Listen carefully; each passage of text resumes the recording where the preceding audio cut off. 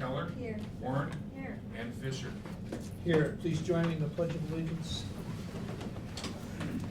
I pledge allegiance to the flag of the United States of America and to the republic for which it stands, one nation, under God, indivisible, with liberty and justice for all. Thank you. I'm going to open up the public budget hearing right now, and is there anyone in the audience that would care to address this board? Good morning, Rachel. With respect to the budgets, there are 4 of them. We include special works. If not, we will close the public hearing. Need a motion to approve the agenda. So moved. Support. Any discussion? All those in favor? Aye. Opposed? Moving on to the consent grouping, we have 2 sets of minutes from May 6th, one for the regular meeting and one for the closed meeting. Are there any additions or corrections with respect to either set of minutes? Stephanie? Okay. First up is the payment of bills. And this is for May 1 through June 13th, 2014. Checks numbered 158,910 through 159,687. And the total is $4,371,478.88.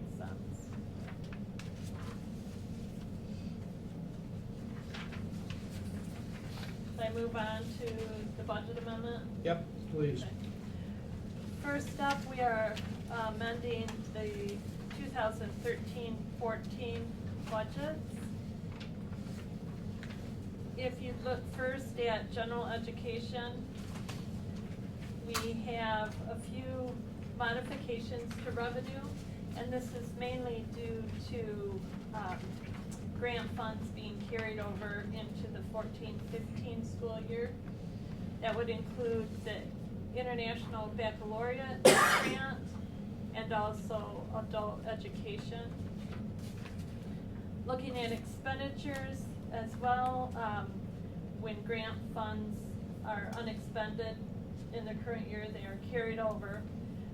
And we have some downward adjustments due to, again, mainly the International Baccalaureate grant being carried over. That's the biggest adjustment under outgoing transfers and other transactions. And also adjustments in adult ed funding being carried over. So you'll notice a slight change in the projected deficit for general education. We go on to special education. We have a few adjustments within the revenue. We had a slight change in the Medicaid settlement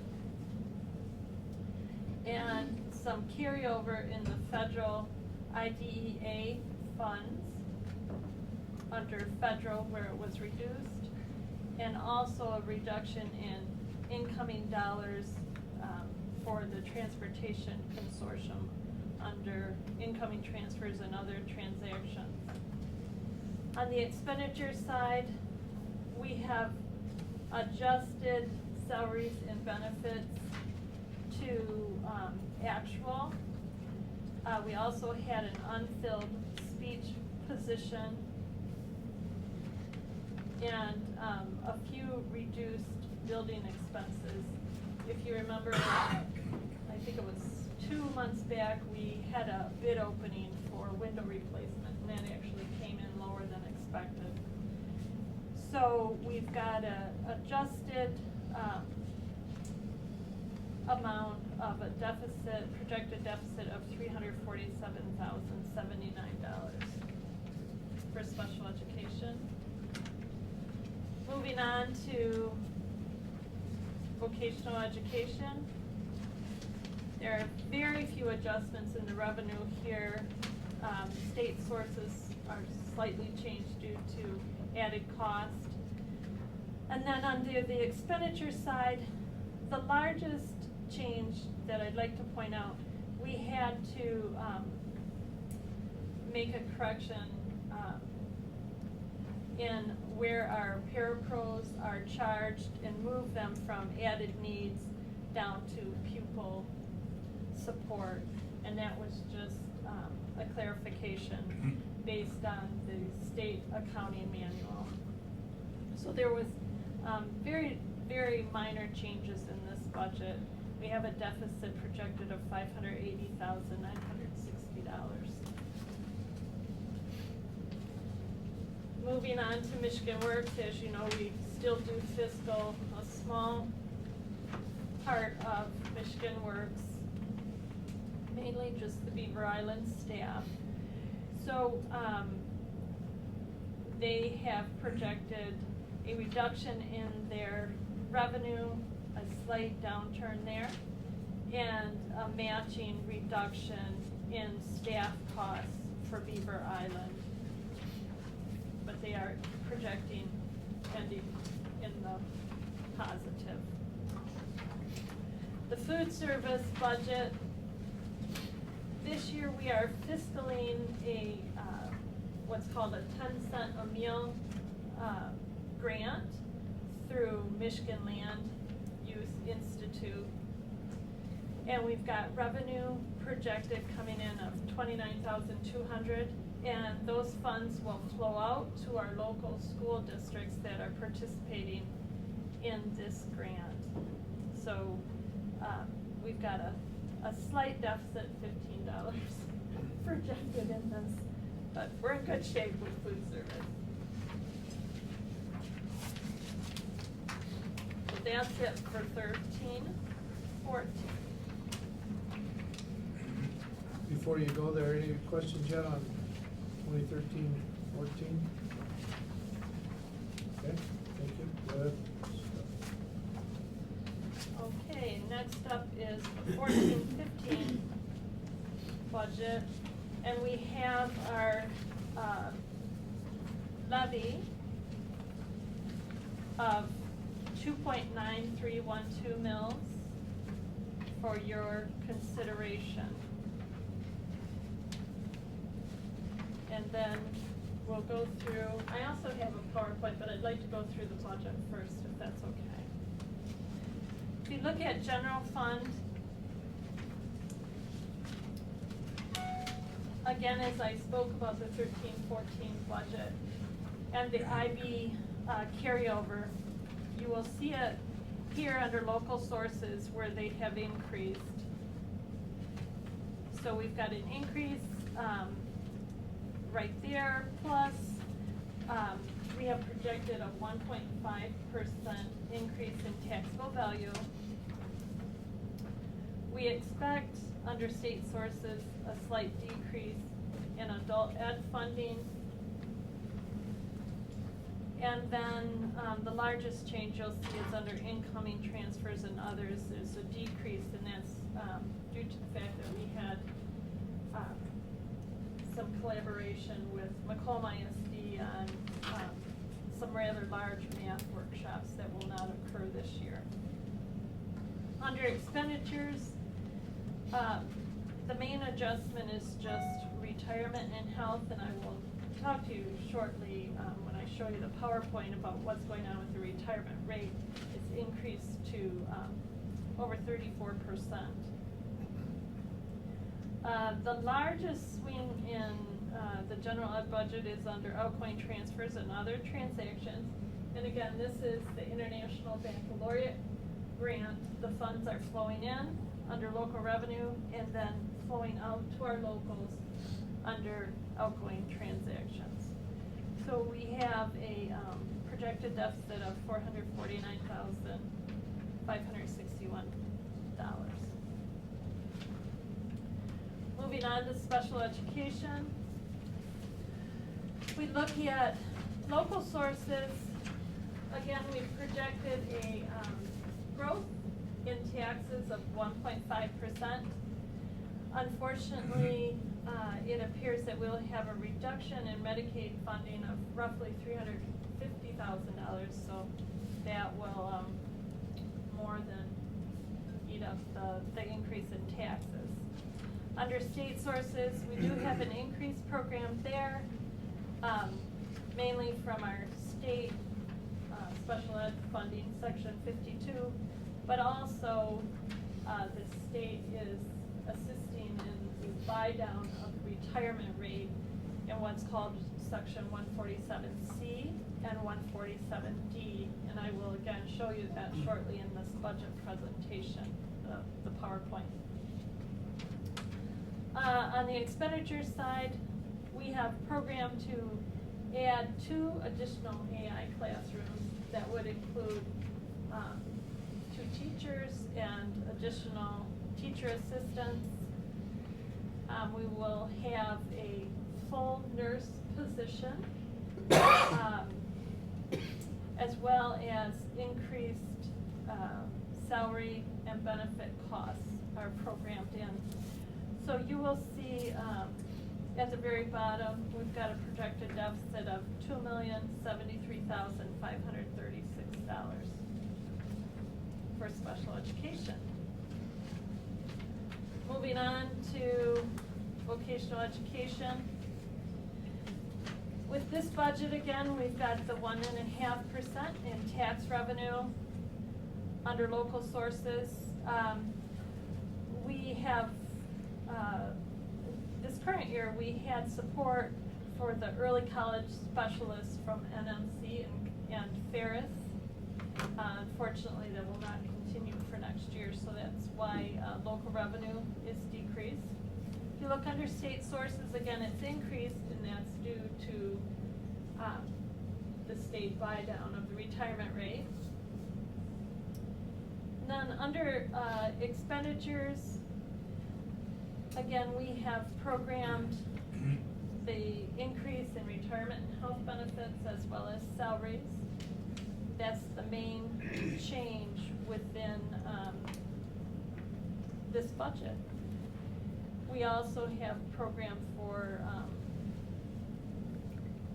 some outflow of funding to assist with transportation costs. So we've got a deficit of $985,800 programmed.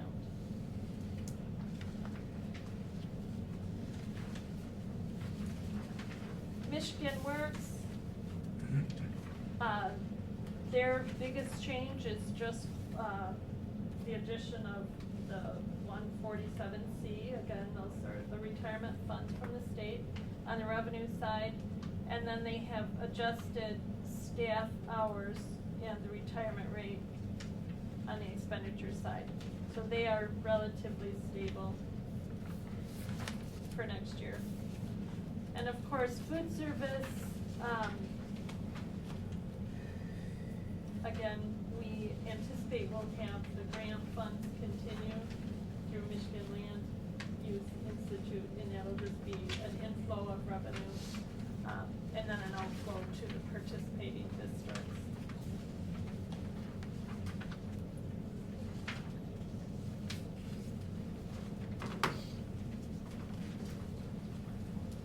So I've got a PowerPoint I'll show you maybe.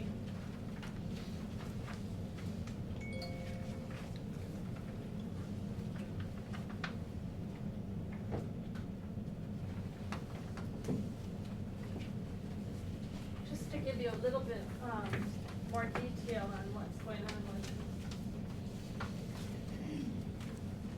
our budget situation. If we look at general fund,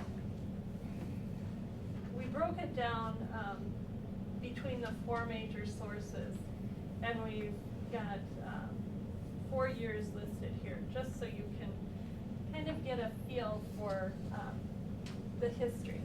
So if you look under local sources, you heard me talk about the International Baccalaureate Grant several times.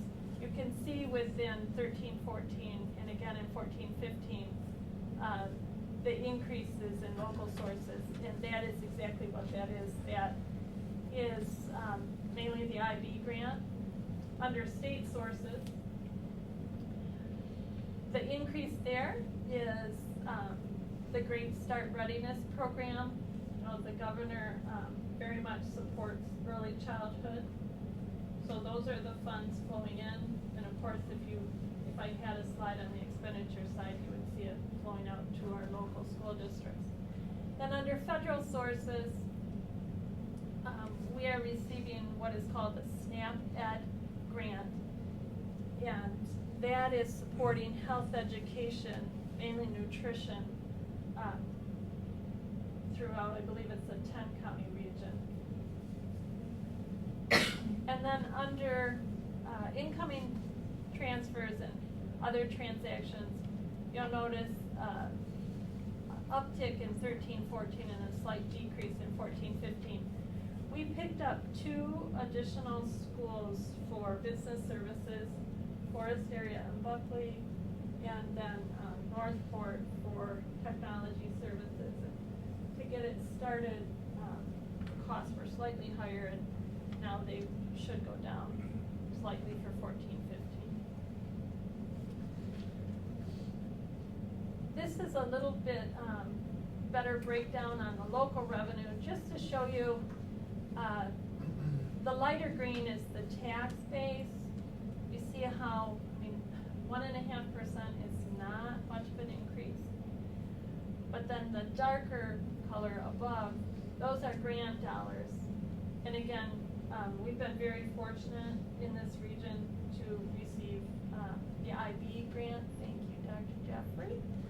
That has benefited the region greatly. So again, those funds, they're not helping to fund our operations, but it's a wonderful thing that it's been able to fund some unique programming in our region. This is a little bit of more detail on state revenue. Section 81 is the largest blue color there, and you'll notice we've remained flat for the last several years. We are expecting across the state, all ISDs will benefit from $1 million increase. That'll be split between all of us. So we're guessing ours is going to be like $20-some thousand maybe. So very minuscule.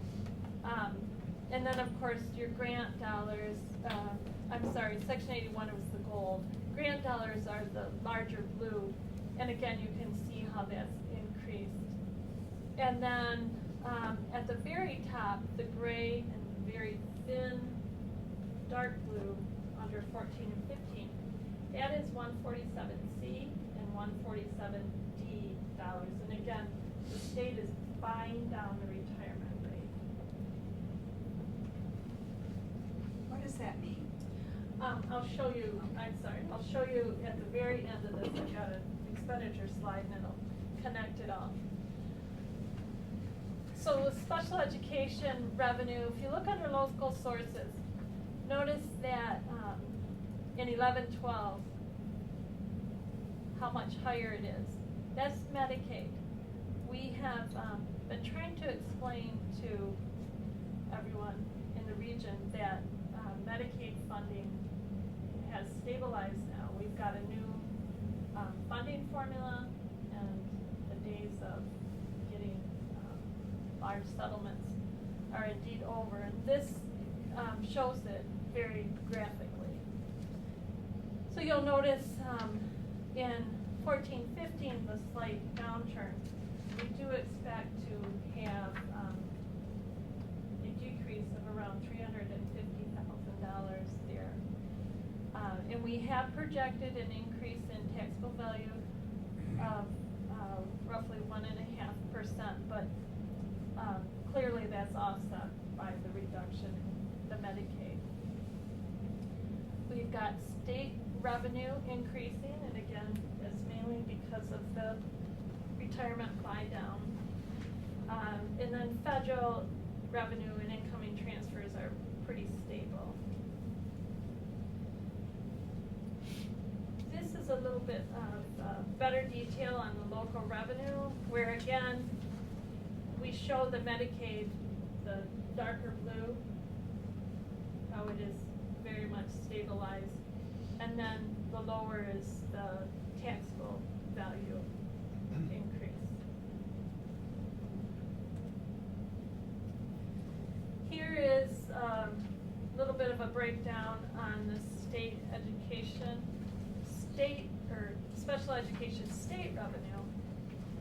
And of course, again, you'll notice the 147C, which is the darker blue, and then the yellow is the new, what they call 147D. And that's roughly $108 million spread throughout the state, again, to buy down the retirement rate. Moving on to vocational education budget. This budget is so much nicer to deal with because it is primarily funded by tax revenue. And if you look there, it's pretty stable. We have budgeted 1.5%. Their state revenue has increased slightly, and again, sorry to repeat myself, but it's the state buy down of the retirement rate. But you'll notice federal sources and incoming transfers, there's virtually no change there. Here is a more in-depth look at their local revenue. And again, you'll notice the green, that's their main source. That's their tax revenue. And the darker color on top, the decrease there is the loss of the support for the early childhood program specialist from our partners. And here's the more in-depth look at the state revenue. And again, you'll see in the dark blue, that's 147C, and in 1415, that very small top color, that's the new 147D. So Jan, here's the retirement rate. This coming year, they're indicating the rate will be 34.62%. So for every dollar, we will pay 34.62%. And then it's broken down into a capped unfunded liability and the normal rate. So those are the two that we pay that make up the net cost of the 25.78%. And then the state, they have section 147C and 147D, and they should come out to roughly these two percentages. Unfortunately, it's based on your prior year wages. So in no way is it dollar for dollar. We actually expect that we will be short in the funds that we receive from the state. And we have talked to Glenda Rader at the Department of Ed to make sure that we're understanding that correctly. This slide will show you the history in the retirement rate from 11-12, and you'll see that huge jump that's coming for 14-15.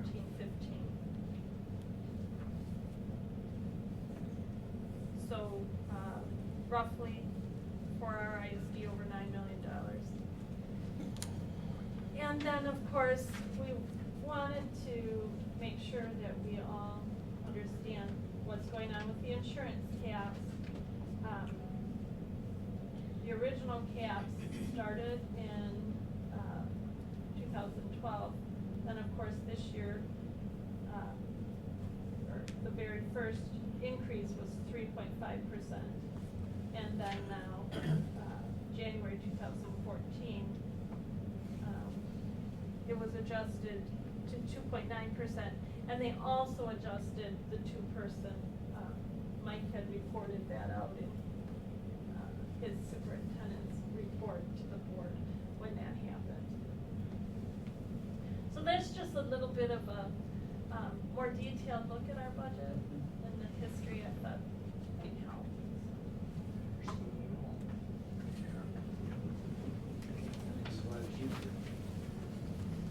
Stephanie, that was a lot of work. Thank you. We have a good team. Then I wanted to introduce Linda Belicki, if I could. Can we do that? She's our business manager. She works with me. I couldn't do the job without her, so thank you. Thank you, Linda, for all your hard work. Appreciate it. Any questions of Stephanie? Well done. Yeah, thank you. So for every, on the retirement, For every dollar, we spend 34.62%. but of the 34%, the state is reimbursing us the difference between the 25 and the 34? In a perfect world, yes. But what it is they've got so many millions of dollars allocated in two sections, 147C and 147D, and they take the payrolls for the whole state. And it's always a look back. So we will get paid in 14-15 based on 13-14 wages. So you're behind. What do you estimate it'll turn out to be? What percentage will we end up paying? I haven't No. gotten that far. Okay. yet. But it'll be more. Right, but we had to actually adjust off for, the current year. I do know that. You know, in speaking with Glenda yesterday, she said, you know, you just have to keep watching it throughout the year, which you do. But it's unfortunate because I truly think, in explaining it, folks are thinking, oh, well, it's just dollar for dollar, but it really isn't.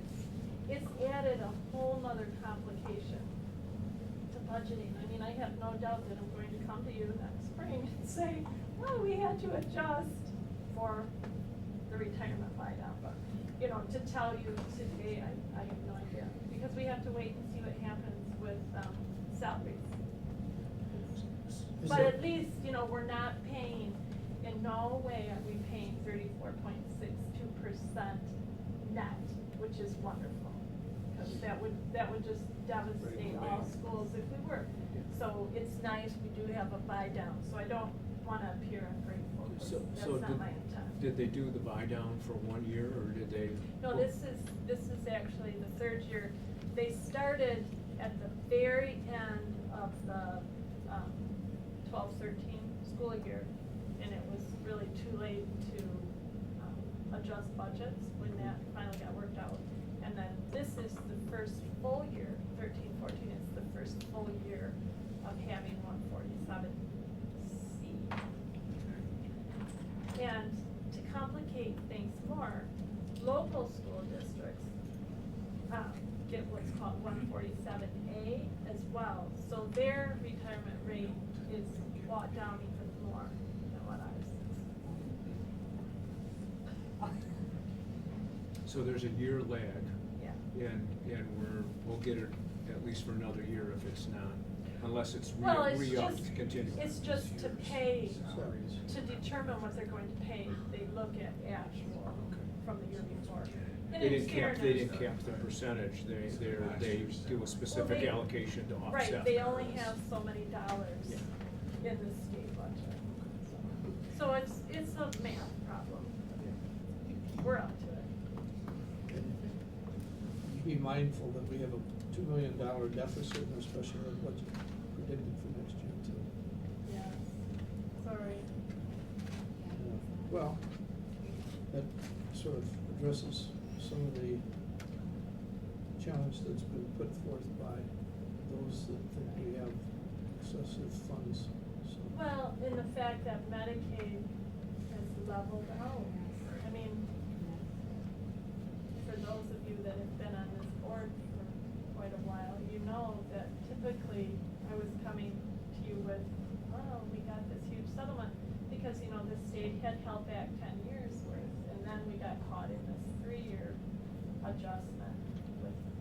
So- days are over. So we were able to enjoy that, the whole region was. But now it's very nice in the respect that we've got stable payments coming in. Any other questions of Stephanie on the financial end of things? You wanna do the personnel too? Sure. Okay. We have the approval of a few new positions for you to consider. Migrant teacher for the GSRP program. This is a new opportunity, grant opportunity for us and the region. An ASD teacher, and that would be effective for the new school year. A CI teacher, again, for the new school year, and 2 ASD teacher assistants, and 1 new CI teacher assistant. And again, that would be for the new classrooms that we're anticipating. We've got new employees for your consideration. Jennifer Swebnor, occupational therapist, Angela Blue, teacher consultant, and finally Garrison Reardon, receptionist. We have a few employee resignations. Elizabeth Cortocrax, she is retiring after 34 years with TVA. She's awesome. Kelly Wright, receptionist, she resigned effective June 13th. Joanna Provost, teacher assistant. Christina Van Orden, temporary adult education instructor. Deborah Edson, teacher consultant, she is retiring again after 34 years of service. Roger Arvo, school climate specialist, he's actually returning to Suttons Bay in a limited role. And finally, Melissa Salazar, interpreter, has resigned. Should I move on to out-of-state travel? Any questions about people? No, go ahead. Okay. We have a staff member yet to be determined that would need to attend CHAMPS training for trainers, and that would be July 20 through 23 in Portland, Oregon. We have a few TCAPS employees funded through the IB grant that will be traveling to Austin, Texas, July 20 through 23rd, again for IB training. And then one other TCAPS employee needing approval to attend an IB Category 3 sustainability training in Denver, Colorado, September 26th through 29th. And again, these will be paid through the International Baccalaureate Funds. And finally, Gerald Sapak and Joanne Castrava. These are Medicaid support staff members, which I might say they do an awesome job predicting Medicaid and keeping us square in the region. They would like to attend the National Alliance for Medicaid in Education Conference, and that would be September 16th through 19th in Niagara Falls, New York. Any questions of Stephanie about travel? Make a motion to approve the consent. Thank you, Jim. Support. Thank you, Liz. Further discussion? Go ahead. Carpenter. Yes. Birdie. Yes. McCall. Yes. Shear. Yes. McKellar. Yes. Warren. Yes. And Fisher. Yes, go ahead. Well, good morning. I mean, first of all, Stephanie, Linda, I mean, thank you. I was receiving emails into the evening Friday through the weekend regarding this budget. And your work ethic and your dedication. A lot of activity happened last week in Lansing with the legislature, and your efforts are just really appreciated. I just want to say thank you. That's a lot of work. Linda, thank you. And to the rest of the team as well. We do, we have a great, the business office, couldn't do it without them, they're all working lots of hours. Our students are safe and at home. Friday was our last day with students. A lot of celebrations. We had our adult education graduation last Thursday night at Denos, and that was fantastic. That's a very touching ceremony. And to hear the student speeches and their stories of what they've been through and the road that they've traveled is always rewarding each and every year. Jan, you know that. And we really value our partnership with the Council of Governments and Michigan Works. You know, it's a neat evening. But our students are home, so things change a little bit, and we begin our human resources work, our budget work, and it's going to be a very, very busy summer. Today is a busy day here in this facility. We've got a statewide meeting with the General Education Leadership Network, which is ISD Association. People from 45 ISDs will be here today in our facility talking about curriculum, Common Core state standards, and continue that work in math and science. So we're real excited to host in the next 2 days those folks, as well as all of the ISD superintendents will be coming to Traverse City tomorrow for 3 days worth of summer meetings. So it's an honor to host that group as well in Traverse City. So we begin our summer work. The state budget, as Stephanie talked about, it sits on the governor's desk right now, and there's a lot of good news within that budget. Senator Howard Walker is a fighter, an advocate for equity. He will be missed greatly. There's a substantial, very positive equity payment within the proposed budget for our base funded districts, which 9 of our 16 districts are base funded. So they will receive $125 equity payment on top of a $50 per pupil for all districts. So $175 for districts like TCAPS is significant. So we're happy with that. Stephanie mentioned the slight Section 81 increase, which is positive. The support for the Great Start Readiness, they did put in $65 million more to increase the opportunities for at-risk 4-year-olds. So we're happy with that. There's also $150 per student transportation per pupil for the Great Start Readiness children. So we're happy about that. We do have some concerns regarding the Great Start Readiness funding. It flows through us. We coordinate the program for the 5 counties. We have staff involved that have to go out and provide oversight for Great Start Readiness. And there is, within the budget, a proposal to decrease the indirect costs that we can charge for that oversight down to 2%. And so we're concerned about that, whether we can actually provide that leadership and oversight at 2% of what we receive. So we're looking at that very closely. They also put in a year that the State Department of Education has to come up with the MEP exam again. We were all set to move to the Smarter Balanced Assessment. We talked about that in previous months. And within this school aid fund, they're saying, no, we have to bring back the MEP for a year and then bid out for a statewide assessment. And so that concerns us because we were ready to move to the Smarter Balanced Assessment. And so MDE, the State Department of Education, is right now working through, if the governor signs this, how they will come up with a MEP exam for 1 year. And will that show student growth?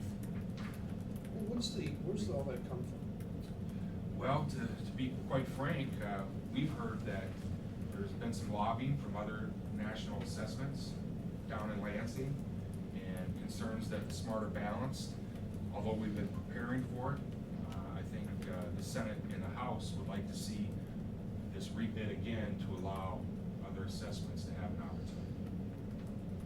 Is it political? Yes. All about money. Very much so. Very political.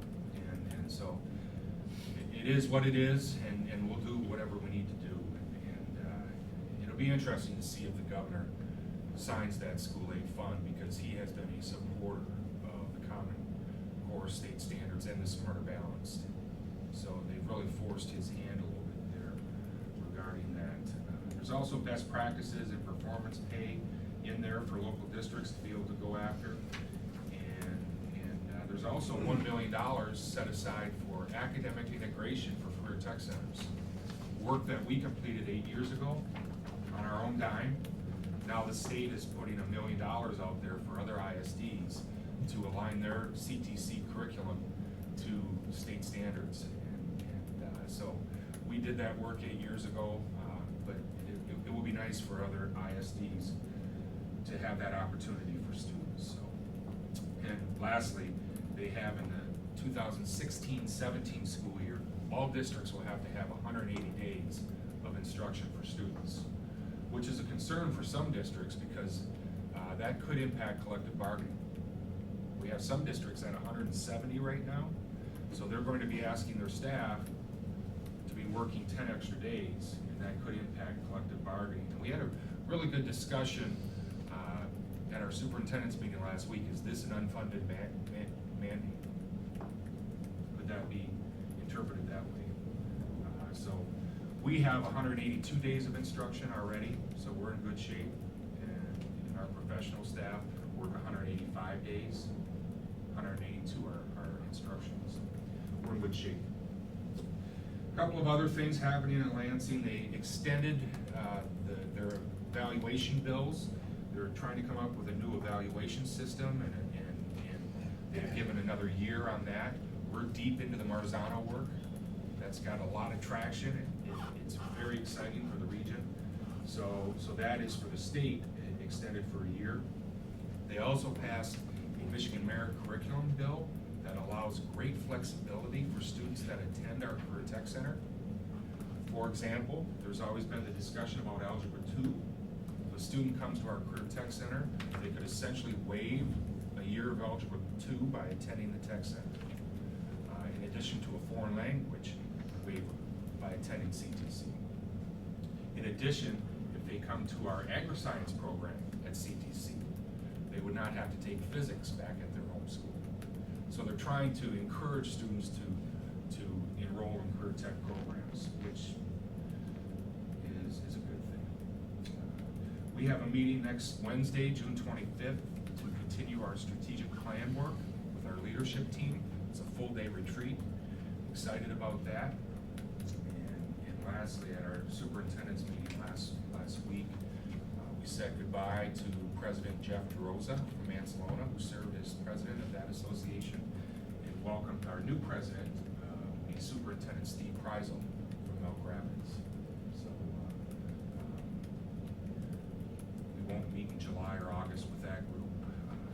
Bring that group back. We'll have 5 new superintendents, so welcome them back next year. That's my report. Any questions? Did you say they passed the bill on that curriculum? They did. They did? Yeah. So it's 1 year foreign? Foreign language by attending the Career Tech Center, yes. Yeah. And foreign language can be recognized K-12.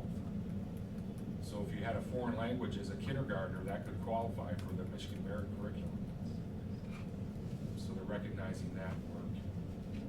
K-12, I don't know how much foreign language is going on in kindergarten, but Not as much as there should be. great. Thank you, Mike. Thank you. Let's move to action items. The first one is a resolution to approve AIMS. Is that Yes, Ames West Pro. acronym for something? Are you handling that one? Yes, this is actually a license that we, as a board, have supported in the past. It is for $56,000. This is a universal screening for math and reading for all K-3 students that we've been using throughout the region. Okay. Need a motion? I'd so move. Second? Motion support, discussion? Go ahead. Carpenter? Yes. Birdie? Yes. McCall? Yes. Shear? Yep. McKellar? Yes. Warren? Yes. Fisher? Yes. Resolution to approve lease agreement with Property Management One. Yes, again, this is a repeat from past years. We have our ACE programs located down in the Boardman building. Roughly, the address is 126 Boardman Avenue. And the lease for the year would be $38,625. Move approval lease agreement. Second. Got a motion, and we have support, discussion, go ahead. Carpenter? Yes. Bergy? Yes. McCall? Yes. Shear? Yep. McKellar? Yes. Warren? Yes. And Fisher. Yes, resolution to approve amendment to children's therapy corner contract. Yes, we are going to need to add to our existing contract to cover extended school year services, mainly for speech. And our estimate is about $23,000. So moved. Further discussion? Go ahead. Carpenter? Yes. Bergy? Yes. McCall? Yes. Shear? Yes. McKellar? Yes. Warren? Yes. And Fisher. Yes, resolution to approve math intervention materials and training. Yes, and this will be purchased through special education, and it's actually a research-based math intervention. The title of it is called Connecting Math Concepts. And the estimated cost is roughly $101,000, and it'll be used throughout the region. I so move. Support. Thank you. Discussion? Go ahead. Carpenter? Yes. Bergy? Yes. McCall? Yes. Shear? Yes. McKellar? Yes. Warren? Yes. And Fisher. Yes. Resolution to approve 14-15 consortium agreement with Michigan Virtual School. Yes, we actually have a consortium with our local school districts that helps reduce the cost of the virtual courses. So it's an in and out kind of deal. And we're estimating a cost of $145,000 this year for the contract. So move. Support. Discussion? Go ahead. Carpenter? Yes. Bergy? Yes. McCall? Yes. Shear? Yes. McKellar? Yes. Warren? Yes. And Fisher. Yes, resolution to approve contract for international baccalaureate. This is a statewide workshop, again, through the grant that will be held in Elk Rapids, June 23rd through the 25th. We have international, national attendees. It's pretty awesome. But everything will be paid either through the grant or from tuition that'll be charged to attendees. We're expecting an expense that will flow through us of roughly $188,000. Again, two sources will pay for that, the grant and tuition charged to attendees. Okay, I make the motion. so motion support, discussion? Go ahead. Carpenter? Yes. Bergy? Yes. McCall? Yes. Shear?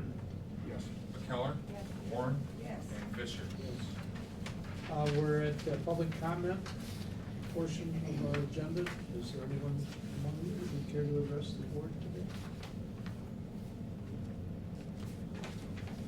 Okay. Request reports from board members. Just want to compliment Mike on your advocacy work with Senator Walker. I don't think the local districts would have gotten this far without your conversations with them and continually working up here and down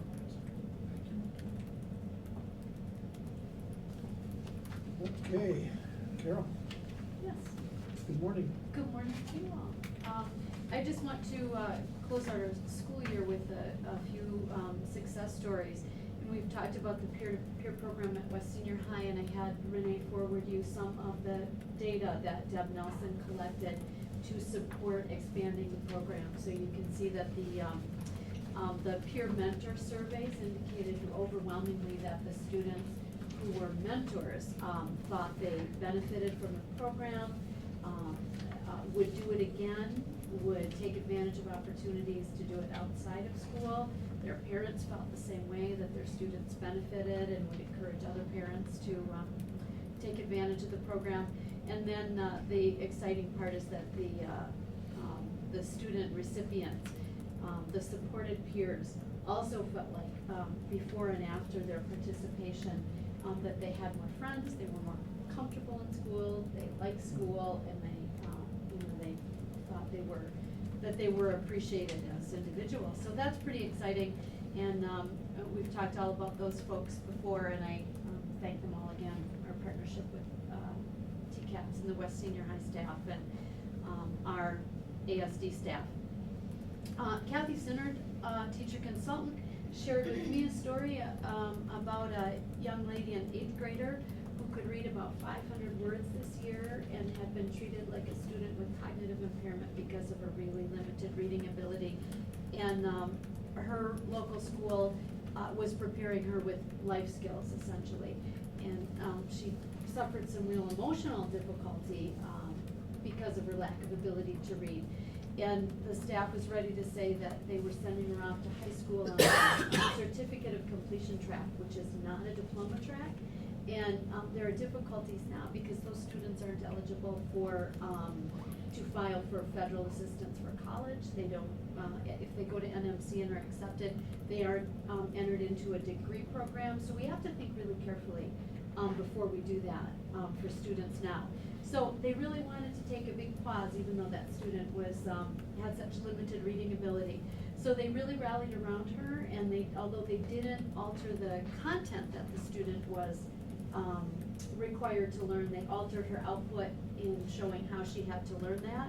And her parents had been supportive in sending her to a camp for a couple of years for students with learning disabilities, and she'd had some private tutoring. And with all of this encouragement, she took a standardized test, the Explore test, which is the pre-ACT. And she was, her self-esteem at this point is higher than anyone would have thought. She scored in science at the 81st percentile, and that means out of 100 students, she did better than 81. Reading, the 68th percentile, math, the 71st percentile, and English, the 28th percentile. So, needless to say, we take a lot of pride in the support that our staff offers the locals and the work that they do to keep students moving forward. So that was from Kathy Sinnard. And a final story comes from Debbie Adams, who shared that a 31-month-old student was referred to the toddler program for evaluation over multiple concerns just this last January. And so the student was found eligible and a program was implemented. And we have a transdisciplinary model where our teacher consultants go in, but they have consulted with and learned from the physical therapist, the occupational therapist, and the speech therapist. So the program that Debbie was coordinating involved a lot of physical activity and kind of neurological reprogramming with this physical activity. The parents were very involved, and it's really like a lot of, feels like games and playing, but that's the work of infancy. And the speech therapist went back after a few months to do evaluation to see if the student would be found eligible as he approached his 3rd birthday, and as it turns out, no, the student had made huge growth in speech and language, and now as this 36-month-old was scoring at about the 39-month-old level. And so Debbie says that the program is largely successful due to the parent involvement, but also that transdisciplinary model. And she's said it's not her team or her colleagues, but the entire team of teacher consultants. So she said, as the first special educators in the lives of these families, we set a tone for success and celebration of even the smallest steps, and help to form positive attitudes toward the ISD. And so they've done a great job, very successful story there.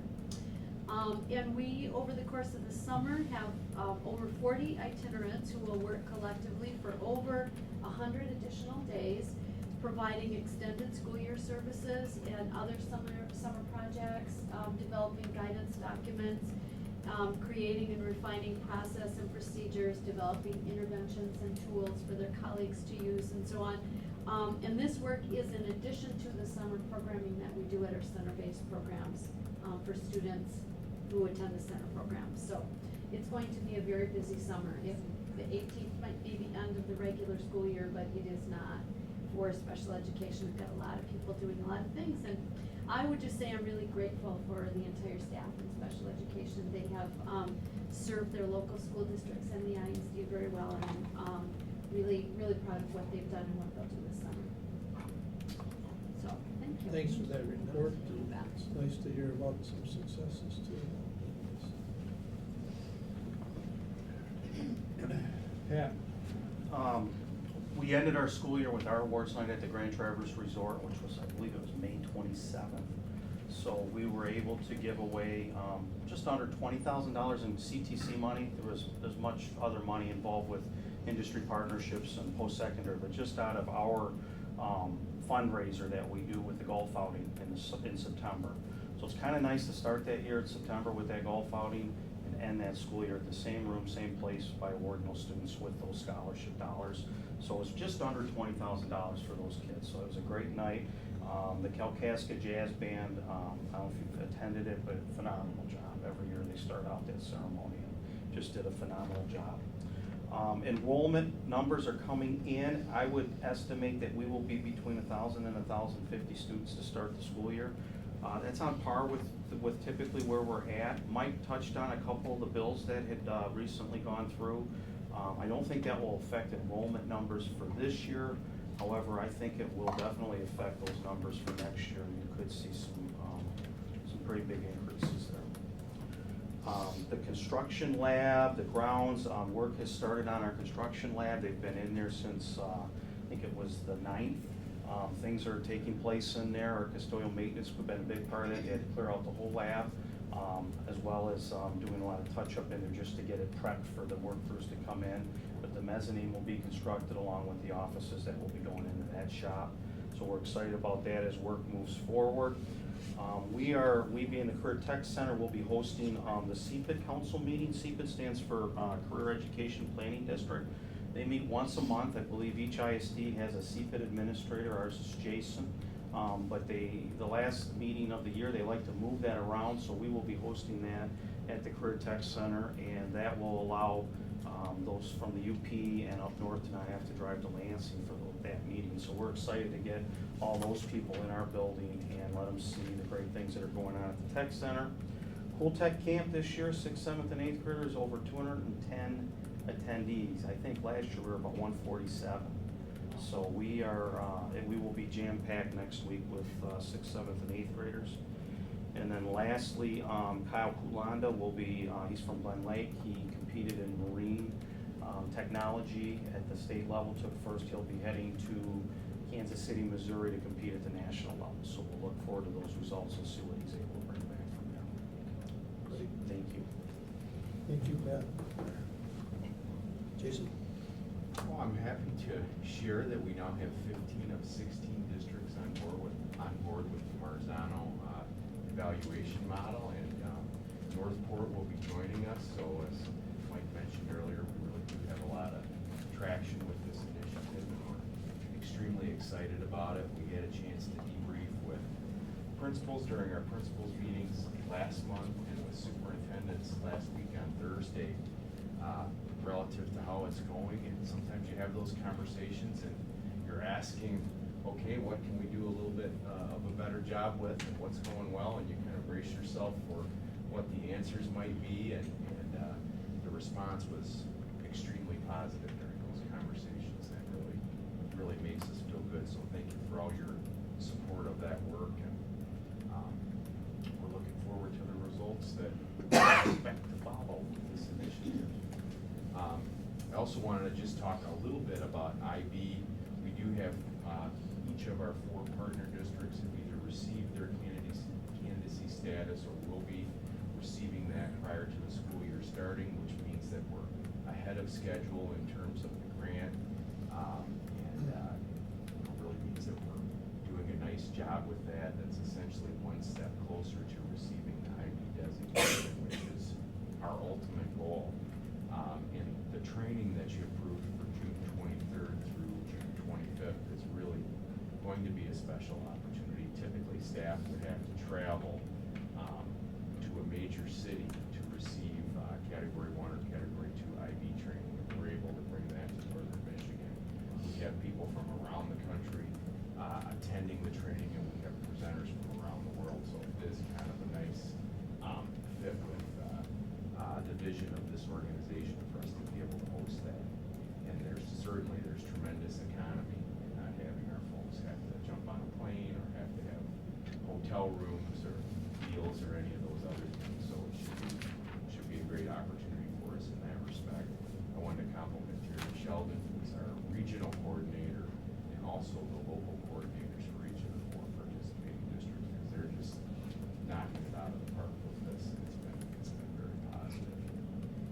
last thing I wanted to mention was we had our Outstanding Educator Awards here earlier this month, and I wanted to acknowledge not only the 10 that received awards, including Devin Chaka from Tbaisd, but also Heather puts that together, and we've had a lot of conversation about how good, that was the best one ever this year, and it's usually really good, or at least the best one that I've seen in 14 years, so that's my report, unless you have any questions. Thanks. Thank you. Any board communications? If not, we need a resolution to go into closed session under section rules. Discussion, all those in favor? Opposed? Thank you all for coming. You're welcome to remain in the hall or elsewhere and get back when we get back in open session. Okay, we're back in open session. We all set, Jason? Yes. All right, we're adjourned. Thanks. Thank you, everybody.